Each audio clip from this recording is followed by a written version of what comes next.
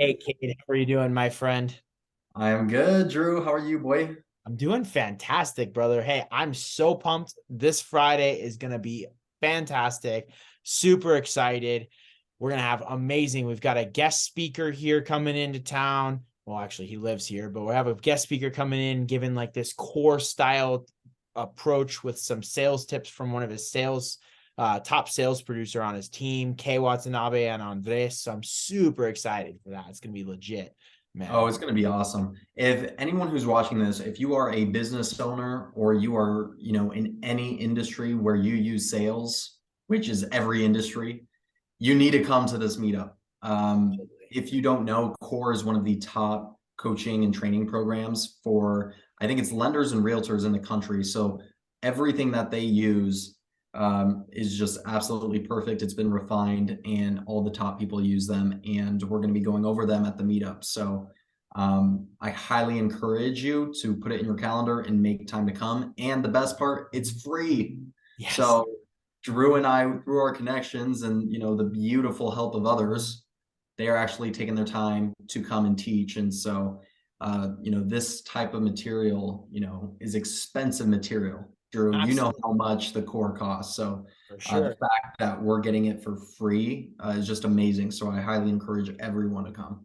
Absolutely. And the cool thing is like every single one of those things, kind of as you said, is, you can leverage your own business and shift maybe some of the words or phrases to fit your specific business. For me, I use core like materials to make sure I'm keeping myself accountable by just the basic, activities that they expect you to do on a daily basis. And I've been able to change a few things here and there to specifically fit my industry and my business.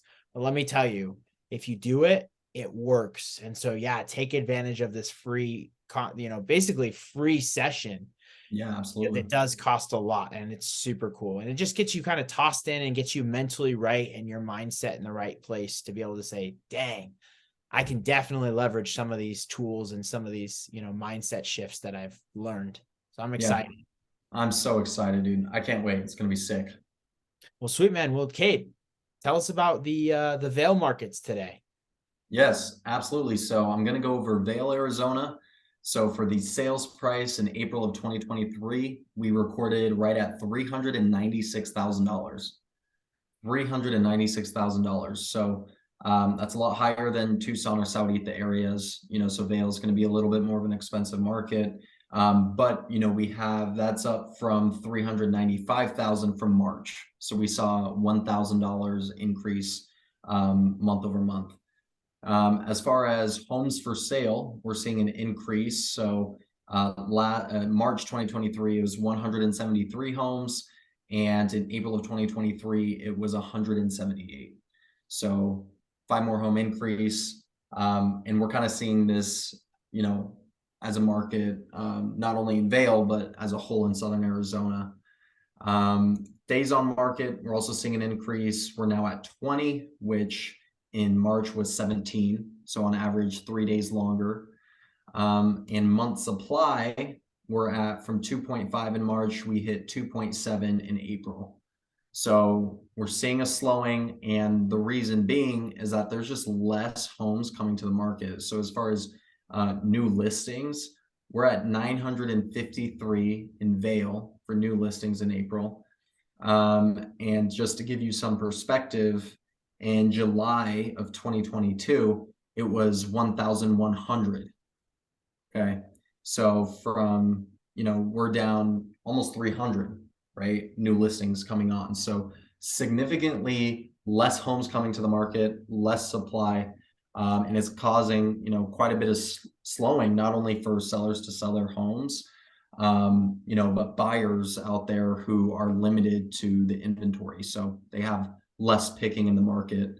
But again, sales price is still going up, right? So what that tells me is, again, real estate is still a supply and demand issue. It's taking a little longer to sell, but the prices are still staying and even increasing. So just keep that in mind. Love that. I love that. Now, do you think those numbers are going to change a little bit? Because I know now that May is kind of coming to a close and now June is coming in and school season's out. So now typically this is when families decide to move and decide to make changes. Do you think that you foresee sort of an increase in homes coming on the market, or a decrease in home prices or anything like that, or do you have any projections over the next couple of months, kind of Vail, but then also just citywide in terms of Tucson as a whole? Yeah. So pricing, I don't see going down. Again, pricing has to deal with supply and demand, nothing else, not rates, you know, none of that, right? It's just simply supply and demand. So the fact that we're seeing pricing still increase is due to the demand, that there are still buyers there and there's not enough inventory. So, I don't see anything that would make me think that pricing is going to go down. As far as homes coming to the market, though, I do think we may see an increase there because typically, people with, who have kids and families, they're going to be moving in the summer months just because their kids are out of school. So, if I had to guess, I would say that more homes for sale is probably a good assumption for sure. Cool. But Wonderful. Drew, yeah, tell us about, you have some big news and want to kind of spend a lot of time talking what you have to go over. So inform everybody of what's new. Absolutely, my friend. So just kind of revisiting the indexes, Dow Jones was up 0.03% last week, up on the year 0.45. So still pretty even, pretty flat lined. Russell 2000 up 2.3% last week, up 2.55% on the year. And then the S&P 500, still the best producer by a long shot, up about 1.5% and about 9.5% on the year. So definitely S&P is making a recovery and a pretty solid one. The other indexes, not surprising. They were kind of the inflated indexes to begin with. And so it's not surprising that we're not seeing too much of a correction on those ends in terms of a recovery. Now, the big news, I'm sure everyone has seen it, the whole debt ceiling situation. And today, the Fed and the United States Congress was supposed to meet and come to some sort of a resolution. And shocker, they didn't. But that's usually pretty happen. The government tends to move a little bit slower and a little bit more at a tortoise pace than a hare pace, which is totally fine. But I do want to ease your guys' stress. So I've been talking to many of my clients and they've sort of been stressed out about, debt ceiling and what happens if the government goes into default, because it is kind of a scary sounding thing. I want you to remember, however, that this is very, very normal, especially with Cade. I'm sure you'll remember this, but for a couple of years ago when the big debt ceiling and the debt limit was on a lot of talks, there was all those memes that were going out about how we weren't going to see any birds because they were the surveillance of the US government. So they were going to, right. yeah. So it's something that we joke about, something that we've seen before. In fact, we pulled some statistics, and since 1960, which is 60 years ago, the debt ceiling has been revised, raised, or extended 78 times. So more than once a year. And since from 2001 to 2016, it was raised 14 times. And that's according to time.com. And so I would just want you guys to definitely not stress out, not be fearful. Now, our current debt ceiling is $31.4 trillion. And the different parties kind of guess that we'll either hit really close to that number or it will start to be of true concern come June 1st. So that's sort of that aim date that they're looking for to revise or raise or do whatever they're going to do in terms of the debt ceiling. But again, as an American citizen, it's completely out of your hands. There's nothing you can do. So don't stress about it. Don't worry about it. Just keep chugging along. I mean, people hear the bank situation and they're hearing, bank crash at the same time as they're hearing, housing prices are super expensive, as they're hearing, just fear mongering media saying, oh, government's going to default. And all three of those things seem like a recipe for disaster in the financial markets. But just remind yourself that the economy, as Cade has said time and time and time again, in terms of the real estate market, has never been stronger. And, the financial market in terms of the stock market is very strong.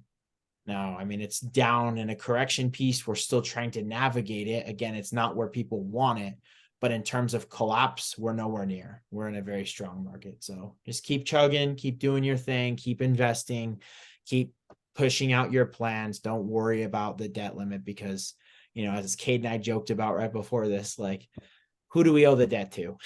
Like, there's no, leading government man that's like, hey, ringing the debt bell, we need it. Like, we just keep chugging along. Yeah, I think too, I've had conversations with some mentors and, people who have been in, specifically the real estate market for a long time and investing. And, I brought it up to one of them and he said, Cade, they've been talking about the debt ceilings since the 60s, and he just kind of laughed it off. But I mean, it's true, right? They got to have something to talk about in politics, right, to keep busy. So Absolutely. it's the hot thing right now. So, Drew, what would be your biggest piece of advice? Because I think that for young people, it might be a scary thought because maybe it's something new to them. But maybe for some people who are older, it's like, oh, here we go again.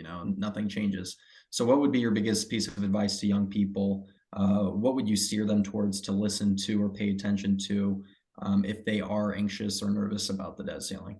Absolutely. I mean, I would say honestly, keep tabs, kind of keep an eye on what's actually going on, right? So like keep up with the news, keep up with the updates.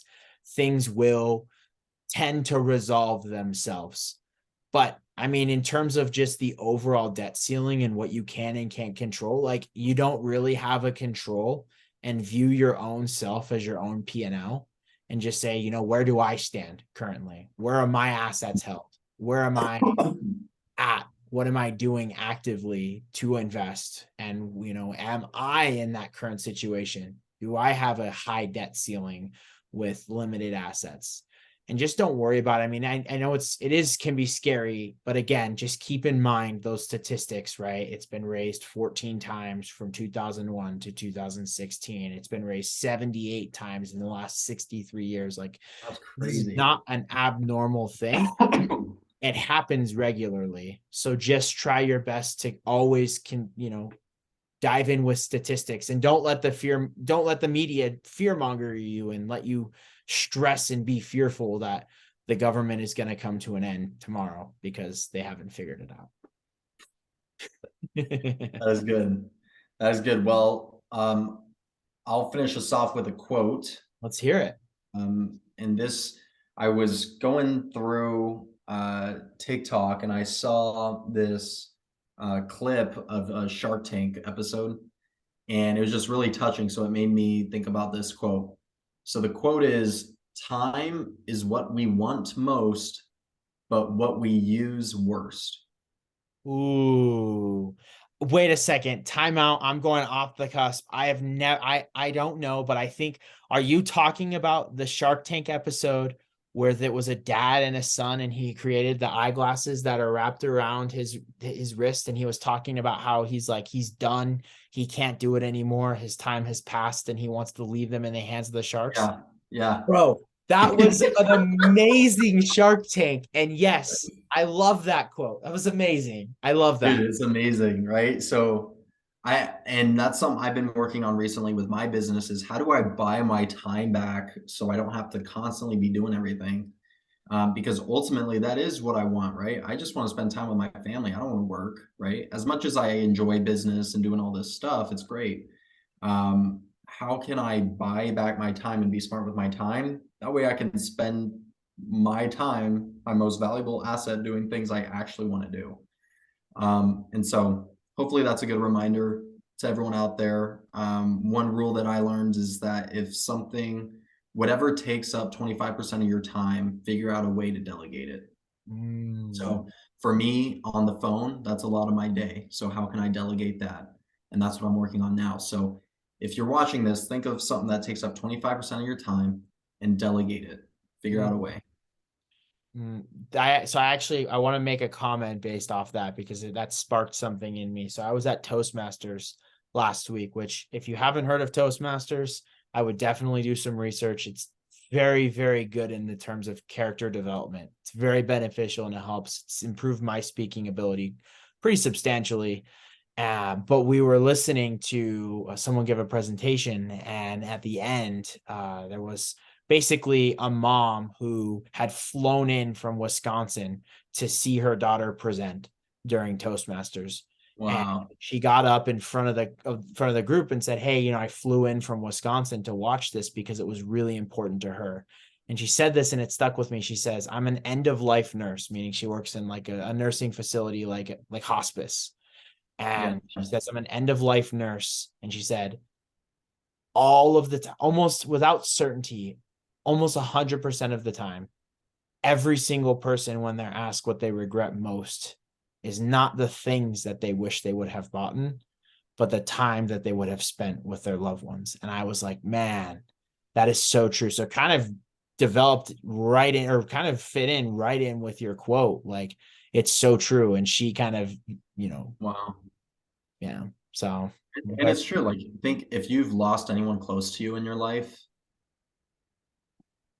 you don't have to explain it any further. that's it. That's You it. know it. I mean, you know the feeling. So, yeah, time is what we want most, but what we use worse. So be very conscientious of your time, how you're spending it. And this is honestly something I have to work on. So, But just keep that in the back of your mind. How am I spending my time? Make sure you're being wise with it because you don't get it back, right? You can always make absolutely. more money. Um, Absolutely.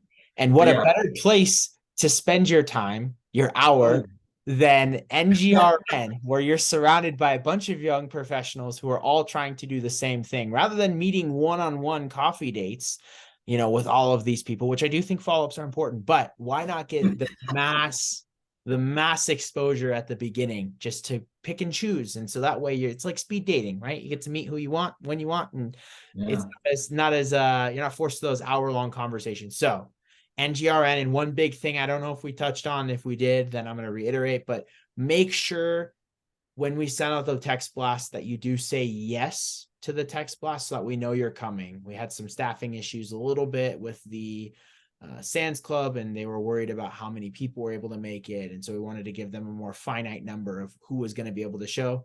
Best way to do that is to just have you respond yes. So please respond yes to the text blast. But I'm excited to see you all this week on Friday. Yep. And this week, Friday, 5:30 to 8:30 at the Sands Club at the U of A. You could park in the Cherry Avenue parking garage, go through gate 1, level 5 will be there. And we are super stoked again for our guest speaker. It is going to be worth your time. I can't say anything more. So we hope to see you guys there. So well, until this Friday, adios, my friends. Later, brother.